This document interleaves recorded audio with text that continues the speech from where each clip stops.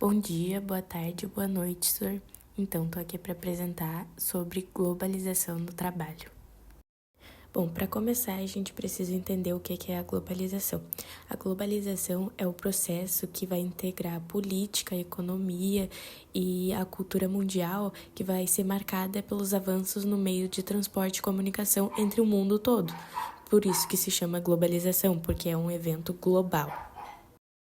Bom, a globalização começa lá pelo início da exploração marítima entre o século XV e XVI, onde os exploradores europeus como Cristóvão Colombo e o Vasco da Gama iniciaram viagens que conectaram vários continentes.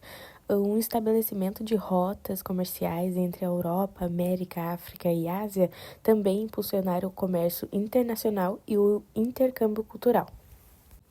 Logo após, a gente tem a Revolução Industrial no século XVIII, onde teve muitos avanços tecnológicos, como a invenção da máquina a vapor e as melhorias na produção industrial, além do desenvolvimento das ferrovias e os navios a vapor, que facilitou o transporte das mercadorias e das pessoas, integrando muitas economias diversas. Ali pelo século XX, pós-Segunda Guerra Mundial, teve a criação da ONU e outras instituições internacionais que promoveram a cooperação econômica para a estabilidade global. Também teve a liberação do comércio nas décadas de 1980 e 1990, que viram a abertura dos mercados e a redução das barreiras comerciais. E por último, mas não menos importante, o que a gente está vivendo agora, que é a era digital no século XXI, onde a explosão da internet e das tecnologias digitais permitem a comunicação instantânea entre o mundo todo e também o surgimento do comércio eletrônico. Além da expansão de empresas que operam globalmente, aproveitando as economias de escala e novos mercados. Bom, a globalização no mundo do trabalho, ela tem levado à integração mundial do sistema capitalista, o que significa que as economias de diferentes países, elas estão cada vez mais interligadas. Isso afeta como as economias funcionam e interagem uma com as outras.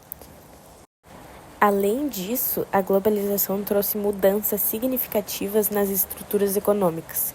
Vemos isso especialmente em termos de produção e comércio, onde a globalização tornou esses processos mais fluidos e interconectados. As mercadorias e os serviços agora circulam com muito mais facilidade entre as fronteiras. Bom, com a globalização, as empresas elas buscam constantemente reduzir os custos e aumentar os seus lucros. Isso leva a mudanças estratégicas significativas. Essas mudanças estratégicas, no entanto, têm efeitos profundos sobre os trabalhadores. Muitas vezes eles resultam na precarização do trabalho, onde as condições de emprego se tornam mais instáveis e menos seguras. Bom, agora uma das principais mudanças que a gente vê é o crescimento da terceirização, que também é conhecido como outsourcing. Isso ocorre quando uma empresa contrata outra para executar um serviço necessário ao seu funcionamento. Um exemplo bem comum é o sistema de vigilância dos bancos, que muitas vezes não é mais feito pelos próprios bancos, mas por empresas especializadas nesse tipo de serviço. Bom, falando agora um pouco dos impactos, a terceirização, ela permite que as empresas reduzam os seus custos operacionais. No entanto, isso geralmente significa que os funcionários terceirizados, eles vão receber salários menores e têm menos estabilidade em seus empregos. E essa prática, ela contribui para a precarização do trabalho, onde as condições de trabalho se tornam mais instáveis e os trabalhadores têm menos benefícios e segurança. Bom, outra mudança significativa é a adoção da produção flexível, ou o toyotismo. Diferente do sistema fordista de produção em massa, a produção flexível ela se ajusta conforme a demanda do mercado. Isso significa que as empresas produzem apenas o que é necessário, evitando os excessos e os estoques desnecessários. Bom, relacionando agora as diferenças em relação ao sistema fordista, o fordismo ele é caracterizado pela produção em massa. Então, as fábricas elas produziam grandes quantidades de produtos idênticos, o que reduzia os custos unitários. As funções dentro do sistema fordista elas eram altamente repetitivas e mecanizadas. Os trabalhadores realizavam tarefas específicas e repetitivas muitas vezes em uma linha de montagem. As empresas, elas mantinham grandes estoques de produtos acabados e matérias-primas para evitar as interrupções na produção.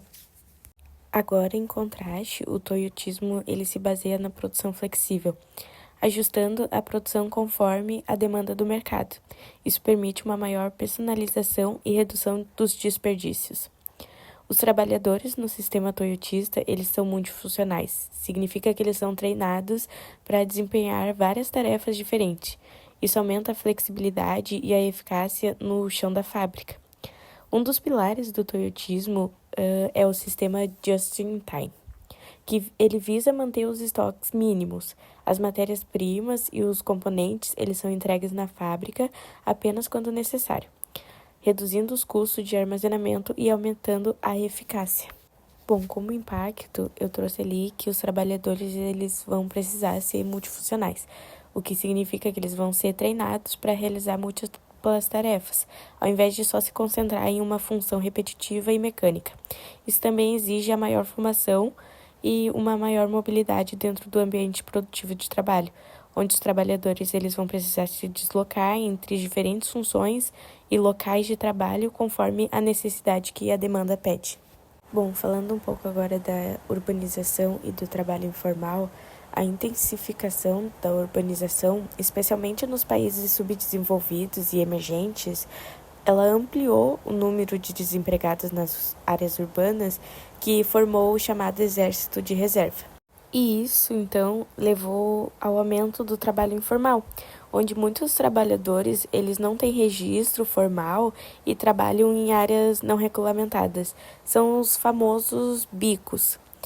Esse tipo de trabalho ele é problemático, pois os trabalhadores informais eles não têm direitos sociais e trabalhistas, o que contribui ainda mais para a precarização das relações de trabalho.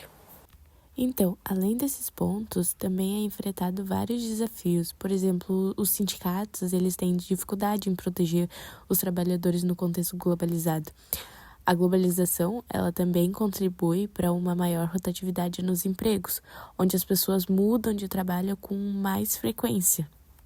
Além disso, há o constante deslocamento das fábricas e das empresas para as regiões onde os custos são mais baixos, o que afeta a estabilidade do emprego para muitos trabalhadores.